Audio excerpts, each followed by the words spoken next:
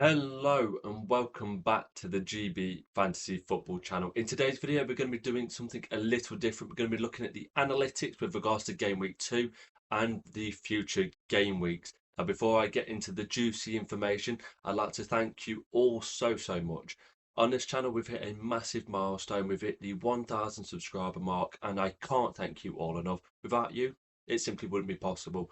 Any interaction that you've made on this channel, subscribing, liking, hitting the bell notification, it's all been massively appreciated, and hopefully it's the first of many huge milestones on the channel to come. So if you could, please do hit the subscribe button. Many pieces of information. Hit the like button if you do enjoy today's video, and hit the bell icon so you don't miss an upload. Hopefully 2,000, 3,000, and many more beyond on in the too distant future. But without further ado, let's crack on with the video. Once again, the code for my Sun Dream Team League would be just underneath the camera, so do go join it. We've got over 300 people in there now, and there's lots to look at and see. And at the end of the video, I will be showing you the league table as it stands. Each week I'll try and do it before the deadline, whenever that is, on the Friday or Saturday. I'll probably do whoever scored the most points in that week and who is currently topping the table. So wait until the end of the video to see if your name pops up. Now, the data for today's video will be taken from 11fi.com. I believe the website is a fantastic website for all things data driven. So if you're feeling like you need to go check somewhere out for those 50-50 decisions, or perhaps something that could swing your ideas one way or another, do go over there and check it out. This is not a sponsored video, it's just a fantastic website. Now, as you can see from the screen at the minute, the first 5 fixtures for the weekend are on the data. We've got Arsenal versus Leeds, Bournemouth versus Wolves, Brentford Villa, Burnley Sunderland, a battle of the newly promoted teams, and Crystal Palace versus Forest. We'll do the other 5 in the next slide. Now, as you can see straight away, there's a few things springing out. Arsenal versus Leeds is a fixture to target if you've not got any other assets. 2.34 expected goals for Arsenal, 53% chance of a clean sheet, 75% chance of a win, and 16% chance of a draw in this fixture. Now, I actually think the 2.34 expected goals is quite high compared to what we've seen in the first game. Yes, Leeds are a promoted side, and yes, this is an Arsenal fixture where I can imagine the atmosphere is going to be bouncing, especially with the Eze news. I think it will get paraded around on the pitch before kickoff. But in that first game, things didn't really look like they was going smoothly against Man United. The attack looked quite blunt, and once again, they was forced to rely on the defensive players that they've been relying on for many a season now. Saliba, Gabriel, Ben White, and of course Calafiori in this case. Leeds defended fairly well against the blunt Everton side in game week 1. You'd assume they play with a block of 11 behind the ball. 53% chance of a clean sheet has definitely caught my eye. I think a player that would be getting a 0.3 rise and would be one to target in the fixture would be Calafiori himself at only 3.5 million. I can't categorically say he's going to play in this fixture though. Personally, I'd be hoping that they save him for the fixture the week after, away to Liverpool, and play Lewis Skelly in this one. But that is certainly an interesting fixture to target. Next up, Bournemouth Wolves. 1.87 expected goals for Bournemouth in this one, and 1.04 expected for Wolves, which means it's actually saying that both teams are more likely to score in this game. So you're looking at a 2-1 more than anything. Quite high clean sheet odds in this one for Bournemouth, 35% and a 57% chance of a win, clearly favouring the home team in this one. Wolves didn't start off too well, of course, losing to Man City in the opening game. They did create chances though, so I can see why it's predicting them to score at least 1 in this fixture. Bournemouth scoring 2 away to Anfield, and the flavour of the week being Anton Semenyo. I think a lot of people will captain him this week, but that's something we will get onto later on in the video. Bournemouth, lots of good assets, potential double as well, same as Wolves. I think some juicy options from that fixture. Brentford Villa, 1.55 expected goals for Brentford, which I actually think is quite high. Aston Villa 1.44, so it's actually predicting Brentford to win this game. I'm surprised. Brentford looked really poor in that opening game. They didn't really have a sniff against Forest bar the penalty, and I think Villa, despite drawing the opening game, actually looked okay. Of course, it went down to 10 men. Konsa got sent off, and the game changed slightly. They was poor in the first half. For the first 20 minutes of the second half, they did really pick things up. I'd have Villa to win this fixture personally. I'd think 2-1 Villa, maybe 3-1. Brentford still look like they need a few more bodies through the door after losing potentially Vissot as well as Mbeumo and Norgard and the manager, of course, throughout the summer. 40% chance of a win for Brentford, 36% chance of a win for Aston Villa. And they're actually predicting Brentford more likely to keep a clean sheet in this one. Now, for those of you who've gone for Watkins or Rodgers, I think they're a great keep. Brentford defenders, of course, going down 0.2, 0.3 in price because of their performance last week. Might be one to get rid out of your team. I've got Coyote, I believe it's pronounced, and he is definitely on the chopping block as potential options to lead my team. Next up, we've got Burnley against Sunderland. As I said, battle of the promoted sides. If you looked at this fixture prior to game week 1, you'd say Burnley are the nailed team, most likely to win this fixture. Definitely most likely to keep a clean sheet, especially after their clean sheet record, only conceding, I think it was between 15 and 20 goals in the entire championship campaign last season. But despite having 35% clean sheet odd for Burnley, 28% chance for Sunderland, and a 41% chance for a Burnley winning this game, I actually think that's incorrect. From the eye test in the first game, Burnley looked poor away to Tottenham on the opening day. Yes, they had chances going forward, but Sunderland looked a lot more of a cohesive unit in that team. Only 1.05 expected goals. Burnley massively outperformed the data in the Championship last year when it came to clean sheets and keeping the ball out the back of the net. But with James Trafford and other players having left that Burnley defence, it's not the same defence they got promoted with, and they will need reinforcements. Sunderland, I actually think, look a fairly decent team, and they've promoted and got players through the door that are very much flavour of the week for the Premier League. Granit Xhaka being a prime suspect in that midfield. He knows what it takes to do well in this league, and he knows how to be semi-successful, especially at that level.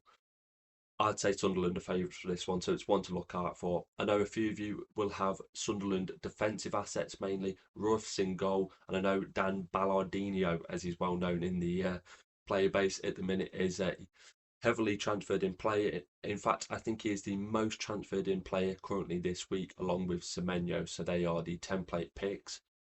And finally, out of this 5 is Crystal Palace against Nottingham Forest. Palace expected 1.61 goals. Forest only 1.09 in this fixture.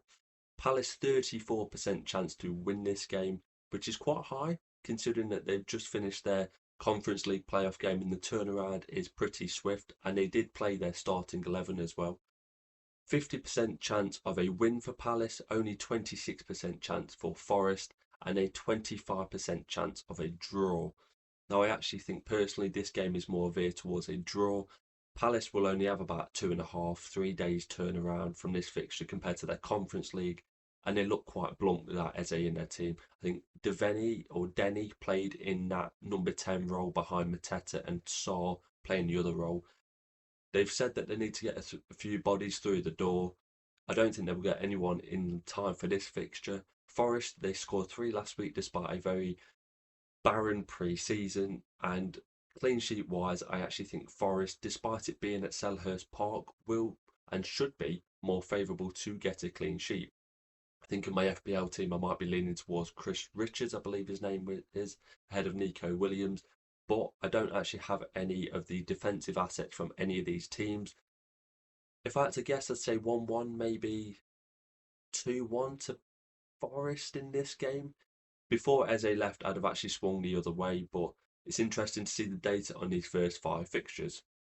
Starting with the next block of 5, of course, we've got Everton, Brighton, Fulham, Man United, Man City, Spurs, a standout fixture this week. Newcastle, Liverpool being the other one in the Game Week 2 fixture calendar, and West Ham versus Chelsea. That is the Friday night fixture. Don't miss it. The deadline is Friday again this week. Don't miss out. First up, we've got Everton versus Brighton. 1.22 expected goals for Everton, 1.28 expected for Brighton. 28% chance of a clean sheet for Everton, 29% chance for Brighton, and pretty much split across the board for the win percentage, 35, for Everton, 38 for Brighton, and 27 for the draw. It seems like even the stats and the data can't split this one. Everton, of course, this is their first game at their brand new stadium. With the potential double this week in the Carabao Cup fixture as well as this one, you can see a few potential assets, mainly defensive wise for Everton, where they are extremely short at the minute. Mikalenko, injury wise, still out, we believe anyway. Asnu didn't make the squad on Monday. And of course, Branthwaite, the big miss at the back, doesn't look like he will be fit for this one. So I think for the Carabao Cup fixture in the week, they're more likely to go with O'Brien and Keane at centre half. But that is just a personal opinion. Who can I see winning this one? I think Everton might sneak it. Brighton didn't look too great against Fulham at the weekend, nearly snatching a 1-0 win, except for the 97th minute equaliser. But I'd slightly lean towards an Everton clean sheet and an Everton winning this one. Next up, we've got Fulham, 1.41 expected goals with a 28% chance of a clean sheet. Man United, 1.28 expected goals with a 24% chance of a clean sheet. The win percentage, 40 for Fulham, 34 for Man United, and 26 for the draw.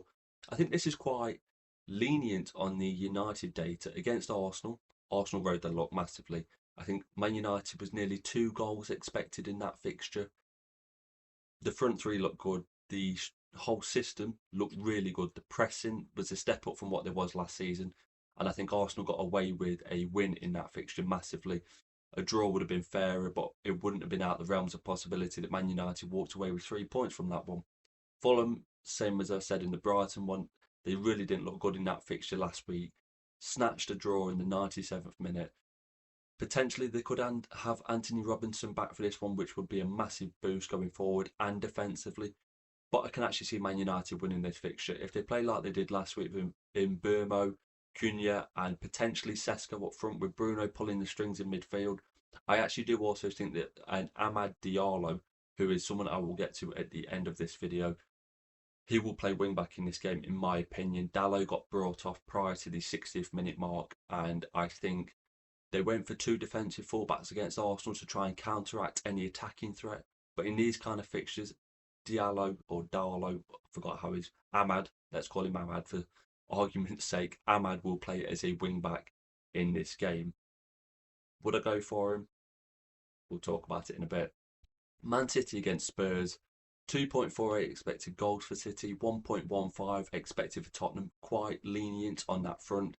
32% chance of a clean sheet for City, only 8% for Tottenham.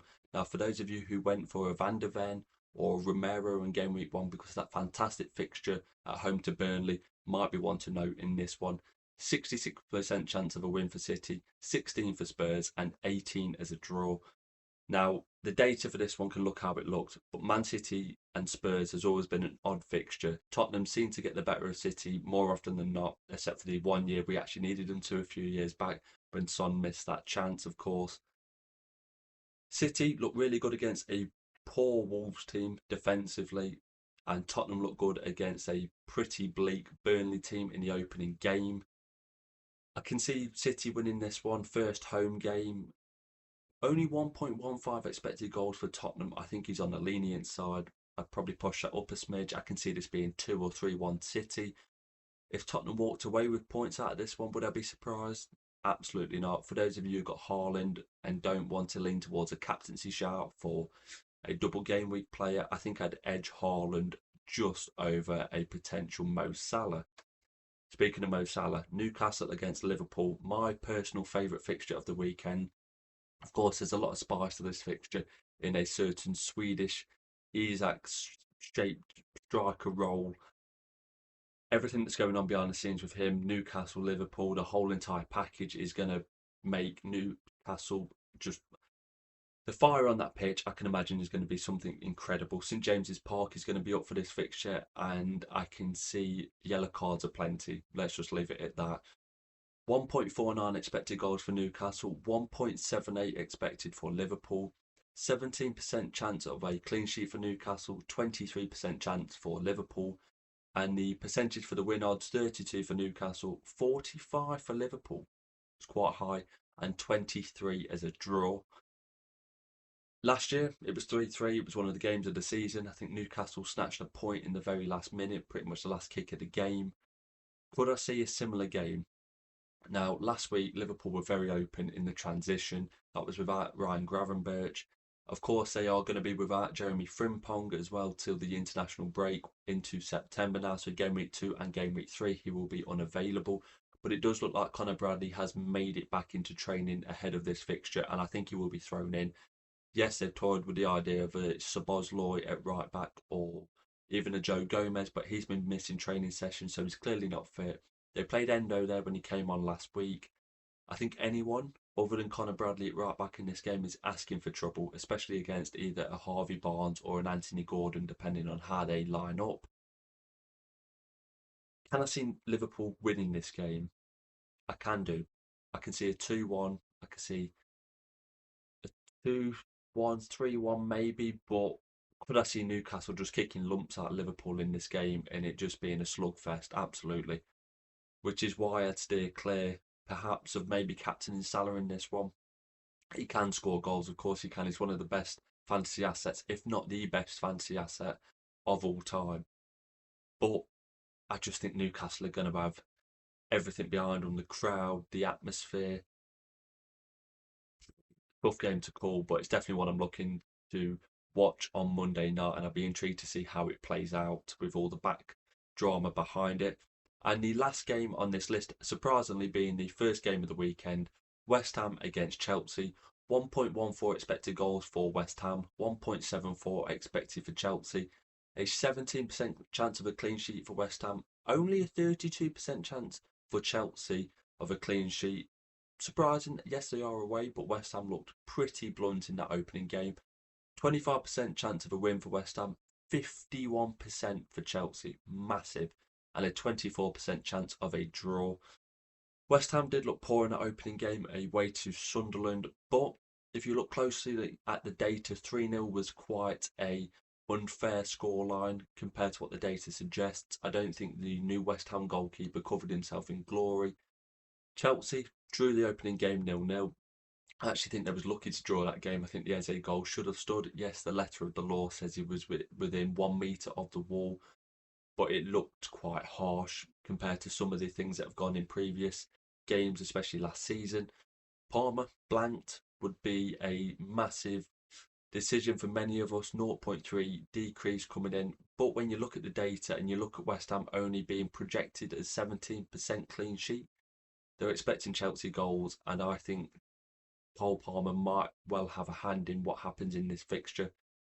I've got attacking players from both these. I've got Jarrod Bowen and Cole Palmer, so a bit of a clash there, but of course West Ham will have the double in the week as well. I can see Chelsea winning this one 2-3-0. Yes, West Ham are projected to maybe score a goal, but I think clean sheet wise, West Ham have got a lot to play for. Potter's already under pressure. Can they afford another Drummond in this game? No.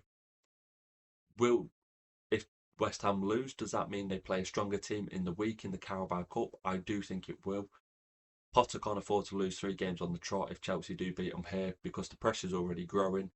And for that, it does really bring Jarrod Bowen into the captaincy shout. Between him, maybe Bruno, as possible Semenyo, triple doubles. Could you go against them with single players like Bukayo Saka, where he's guaranteed to play that game? I think that's it. It's a very tricky call this weekend. You'll see a lot of the polls split down the middle. This next set of data is the expected goals over the next 6 game weeks, strictly in the Premier League alone. Of course, some of these teams will have Carabao Cup second rounds if they get through in that, Carabao Cup third round games, and of course European fixtures as well. Is it a surprise that Man City is topping this? They're expected 12.53 expected goals just in the Premier League alone over the next 6 game weeks. I'm not surprised at all, and I think that's why Erling Haaland was a potential must at the start of the season. He started well. Let's see if he can continue that form. Of course, Tijani Reinders getting off to a fast start, a goal and a assist in that opening game. Yes, he did get booked, but I'm sure for those of you who went for him, that 1 point decrease wasn't too much of a damaging thing. Surprisingly, Liverpool and Arsenal second and third, and I say surprisingly just because they play each other in game week 3. As you can see from the data, it does knock their expected goals down in that specific fixture quite a lot. 11.49 expected for Liverpool and 10.90 for Arsenal. I'll be intrigued to see personally for Arsenal how Eze lines up in that team. I think he'll play off the left, Gyökeres up front and Saka on the right. And I think the midfield 3 will consist of Zubimendi, Rice and Odegaard. At least that's what I'd go for personally, with Martinelli coming off the bench and Trossard coming off the bench. I think that's a lot of creativity and a lot of potential output for goals. Liverpool, of course, many outlets. Ekitike scoring an assist in the opening game. I think many of us would have gone there, even though there is a double game week. I think he would have been the first port of call when the doubles come around for Europe. But with Isak looming in the horizon potentially, it's a wait and see until after the deadline is finished, personally, for me. Salah is Salah. He's going to get you goals. He's going to get you assists. He will get in the points. 11 pointer last week. I think you take those points and run. And of course, Cody Gakpo seems to have that left wing spot nailed.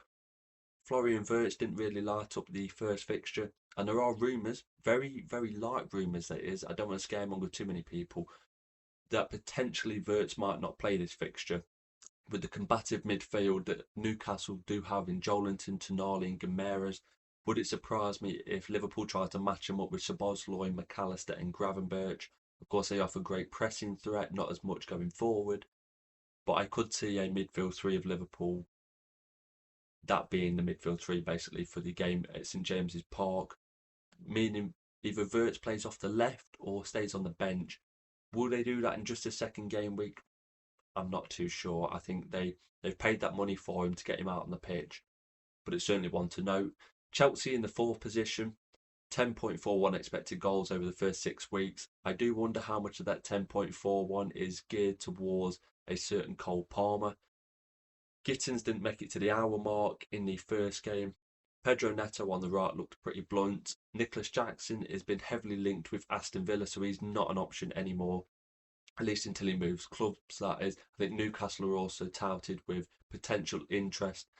Delap and João Pedro. João Pedro, a lot of people owned at the start of the season in all fantasy games, and of course, barely made it past the hour mark in game week 1. And with Delap looming round the corner, I think he might have been a mistake on both games. Hoping to be proved wrong on the Fantasy Premier League game, not as much on Sun Dream Team, so that is one to note. Newcastle being 5th on here surprises me, without a current centre forward of note. 9.93 expected goals over the next 6 Premier League game weeks. Maybe that number rises if they bring a Johan Visser through the door, or potentially a Nicholas Jackson. Yes, Anthony Gordon fills the role okay. He did get Konsa sent off, breaking through the lines and breaking through as a last man in the first game week, but it was 0-0 at the end of the day. And I think Newcastle, coming off that pitch at Villa Park, would have definitely thought to themselves, we need more attacking talent, we need a focal point, because I think that's the way that Newcastle like to build up and play predominantly. So only, 9.93 I think is quite high, and I actually think they would jump above Chelsea if they made the right attacking signings over the next, 10 days or so before the window shuts. Bournemouth, Spurs, Villa making the top 8, with Man United and Palace sneaking in at number 9. Bournemouth, of course, Man United and Crystal Palace all having a double game week in game week 2. So they are the only 3 teams that do that in the top 10. Villa, Spurs, Newcastle, Chelsea, Arsenal, Liverpool and Manchester City, all with European fixtures in game week 4 and 5 respectively of their competitions. So Palace, Man United and Bournemouth might be the players and the potential teams to target this week, clearly with those high percentage in goals and a double game week. Bournemouth with 1.87 this week in the Premier League. I think they're playing Wolves at home. Man United 1.28 away to Fulham, of course, and 1.61 for Crystal Palace at home. With a double game week, plenty of options to be had from those 3 teams. Now, we won't run through every team in these bottom 10 teams of the Premier League when it comes to goals expected over the next 6 game weeks, but there are a few teams to note in here. Nottingham Forest, of course, with their Europa League campaign coming in game week, I think it's 4. or 5. Correct me on that if I am wrong. Only 7.47 expected goals. Yes, they do generally outperform the data, mainly Chris Wood on that front. He is a expected goals destroyer on that aspect. Only 1.09 expected in this week, of course, 1.47 and then 0.71 over the next 3 game weeks. I think that's quite low for Forest. I do expect them to score way more than 7 goals over the next 6 game weeks. I'd actually put them in that 8 to 10 bracket of goals. Of course, the bottom 3 are made up of Burnley, Sunderland, and Leeds, the promoted sides. I actually thought Leeds would be a little bit higher, but they've clearly taken the Monday night fixture at home to Everton into consideration. And Sunderland, I did think they'd be a lot higher as well. Sunderland have got some fairly decent attacking talent. For those of you who've gone for Gui, I believe his name is, in FPL like myself, didn't even get onto the pitch, and both their starting centre forward and their backup centre forward scored against West Ham. Of course, Adingra out wide and plenty more attacking talent across the pitch. I think they're going to score more than 5.62 goals in the next 6 fixtures. That's my bet of the video. Other teams to note, Brighton only in the bottom half. Brighton being below Brentford is a big surprise considering Brentford's attacking or lack of talent at the minute. West Ham, Everton barely making it out the bottom 3. Clearly wasn't impressed with their creativity on Monday night. But a few teams to note, especially the Sunderland and Burnley one with this team, and then 2 teams playing each other this week. I can see Sunderland beating Burnley, as I said in the first set of fixtures. Just a few teams to note across the board. Plenty of data to digest. Those of you who are struggling with captaincy, the image on the screen might help you out just a bit with that. This data is, of course, strictly Premier League. So within these next 6 weeks, we will get European fixtures and Carabao Cup fixtures, rounds 2 and 3. Erling Haaland topping the charts. Now, of course, this data doesn't take into consideration bonus points. It doesn't take into consideration shots on target, just extra stuff. This is strictly goals and assists for these players, but it's still a nice guideline with regards to potential options. Now, Haaland expected 4.6 goal involvements over the next 6 game weeks. Salah, 4.3 expected just goal involvements in general. Fairly split compared to Haaland. Haaland nearly 4 goals with only 0.67 assists, whereas Salah is a bit of an even split with 2.65 expected goals and 1.6 expected assists. Cole Palmer, 4.2, quite high up, and especially with a few people taking him out this week with his 0.3 decrease. I think if you look on Twitter or any social media sites and you were following some Dream Team players, he seems to be a lot more transferred out than he actually is with ownership wise. He's only dropped a couple of percentage points from the last time I saw. So that's one to note if you are a player that plays with the high percentage ownership players in the back of your mind, trying not to lose too much out to them. 2.36 expected goals, 1.86 expected assists. Bruno making the top 4, 1.82 expected goals, 1.88 expected assists, so he's expected to assist more goals, which is why he is the multifunctional player when it comes to our midfield. He's bonus point magnet, his chances created, and I actually do think even in a deeper role, he will flourish points wise. Bukayo Saka, 1.93 expected goals, 1.72 expected assists, which is quite intriguing because I do wonder if they are saying that Saka will be on penalties in this data. It's come out today that in an Arteta interview when he was given a 1-word question, that was penalties, strictly penalties, his answer straight away, Victor Gyökeres. Is that anything to go by? Are we reading too much into that? I'm not too sure, but would it surprise me if Gyökeres took the penalties? Absolutely not. Speaking of him, 2.64 expected goals, 0.74 expected assists. I do wonder how much of that data goals wise is veered towards the Leeds at home fixture, bearing in mind Arsenal's really tricky fixtures afterwards. I think we've got Liverpool away in game week 3. We've then got Man City at home in the next 6 game weeks after that, and then they've got Newcastle away as well. So tricky fixtures all around. Ollie Watkins, 2.48 expected goals, 0.83 expected assists. You've then got Morgan Rogers in there, 1.49 expected goals, 1.61 expected assists. Of course, he is another one similar to Bruno where he can pick points up from all kinds of places. Higher price this year at 5.5 million, but he is in line for a price decrease this week, I believe. Matheus Cunha, 1.66 expected goals, 1.30 expected assists. I'm actually surprised he is higher up in this list than Bryan Mbeumo. I thought Mbeumo looked more of a goal threat in the fixture against Arsenal last week, but clearly that's not the case according to the data. And Omar Marmoush just finishing in this top section of expected goals and assists. 1.94 expected goals with 0.98 expected assists. Surprising considered he started the first game week on the bench. Now, I'm assuming this data is taken with a 90-minute starting player in mind. Even if he starts games, I'm expecting him to come off in that City team. Far too many assets in that midfield. I think Cherki came on last week and scored. You've got Phil Foden, who wasn't even in the squad. It looks like Savinho is going to stay despite the Tottenham links. You've got Doku, who can play out wide. Bernardo Silva, who can play out wide.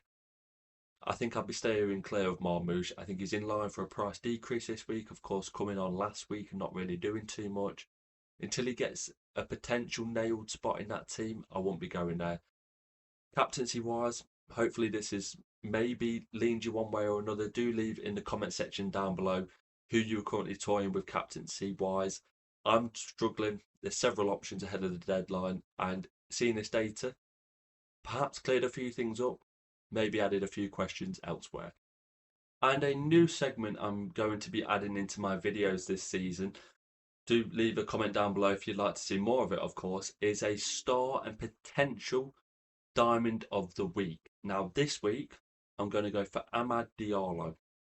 Now, you might be thinking, why are you picking a player that has a potential to go down 0.1, 0.2 in value this week when budget building is so important at the start of the season? Now, yes, he picked up, I believe it was 3 points last week against Arsenal. He only came on, it was a 36-minute cameo. He came on for, I think, Diego Dallo at the right wing-back position. It just goes to show, if you watch that game, he was so attacking. He caused so many problems. Arteta took off Martinelli and brought Madueke onto the left-hand side to try and add a bit of pace to Mark Diallo. And it didn't work. Amad absolutely blitzed him on every given opportunity. We had Skelly at left back, also a player that struggled against him massively. I think at one stage Arteta actually switched Madueke to the right and put Saka to the left to stop Amad's attacking threat. I think this week, the only reason he didn't play last week at home to Arsenal was simply because of Arsenal's attacking threat. It's why he played Dallo at right wing back. It's why he played Dorgu at left wing back, who I actually think will be the left wing back throughout the campaign. But throughout pre-season, Amad had actually played right wing back, and I think he played Dallo to try and block Martinelli out and stop him having a influence on the game, which he did. Martinelli was awful, but they lost a lot going forward. When Amad came onto the pitch, it was a backs to the wall job for Arsenal. And for that reason, I do think he starts right wing back away to Fulham this week. Now, he's not going to get the defensive clean sheet points, which is a big disappointment. Last year, he was a attacker in the game and he played more as a midfielder. This year, he's a midfielder and he'll play more as a wing back role. So it always seems like, even though he's a fantastic asset, it seems like he's not quite where he should be in the game positional wise. If he was a wing back and he was a defender on this game, it would be one of the most owned assets currently. Unfortunately, that's not the case. Even as a wing back, he plays very high up. Defensive wise, he will of course get back and fill spaces, but you're not expecting him to be this incredible defender. You're expecting him more to cheat, as it will, stay high up the pitch and cause the opposition's left back lots of problems. I think he starts as a wing back against Fulham, but that's not the fixture to target. I actually do think Amad will play in one of the number 10 positions when they play Grimsby away in the Carabao Cup second round fixture. That is just a prediction. That is not based on anything that we've heard. But I can see Xerxes playing in that game. I can see Mason Mount, and I can see Amad playing in those front three positions. A lot of people will say Benjamin Sesko maybe, and that is a potential thing for Xerxes. But we're looking at the number 10 positions mainly. I don't think Mbeumo plays that one, and I don't think Cunha plays that one either. They are their star assets, and if they're going to do anything in the league, they've got to protect those players. That's where the big outlay's gone. Yes, they might be short on minutes, and they might potentially want to get them in the goal scoring form. But Amad is one of their top prospects, and he needs to get game time. To me, he's either going to play as a wing back against Grimsby, which wouldn't be the worst thing in the world. As long as he's on the pitch in the double, I think you'd take that. Or he's going to play in that right number 10 position. And if that is the case, it could be an incredible asset. It could even be the best captaincy choice this week. And I know that's a bold shout, it really is. But if you are a punty type of player and you're going to bring him into your team, I think you putting the captaincy on him will be the best shout. So that is my punt or potential star player of the week. Tell me who you think it will be in the comments down below, who you think might be the diamond in the rough or the player who might break out and score the most points, who we don't quite expect this week. And that does unfortunately conclude today's video. Hopefully you've taken away a few things from this video, a bit of data, a bit of statistics, maybe it's made your mind up with a decision or two. I know that with 2 transfers in the bag, yes, we can carry them over now, but with all the price rises and potential point hauls, with a double game week on the horizon, I think data is our friend this week, and hopefully a few of you have made a few changes. Personally, going through the data, my team has switched a few times, so it'd be intriguing to see how it lines up ahead of the game week 2 deadline. Once again, don't miss it. It's a Friday deadline. Don't lose out. It's been a big video. Don't forget to leave a comment down below on how your season's gone so far, or join the Sun Dream Team League. The comments will be down there. The code will also be down there as well. Once again, thank you very much for the support on the channel, all the subscribers, all the love that I've received on here over the last 3 to 4 months since I started here has been incredible. 1,000 subscribers hit. Let's see what we can make this community and how this channel can grow over time. There'll be plenty more content throughout the season, so don't you worry on that front. All my socials are in the description below. We've got X, TikTok, Instagram, all the good stuff. Go check it out, especially with the transfer window just about to close in the next 10 days or so. Lots of updates on there with regards to team news and potential incomings and outgoings. So thank you very much for watching the video. You'll be seeing me in a new one very soon.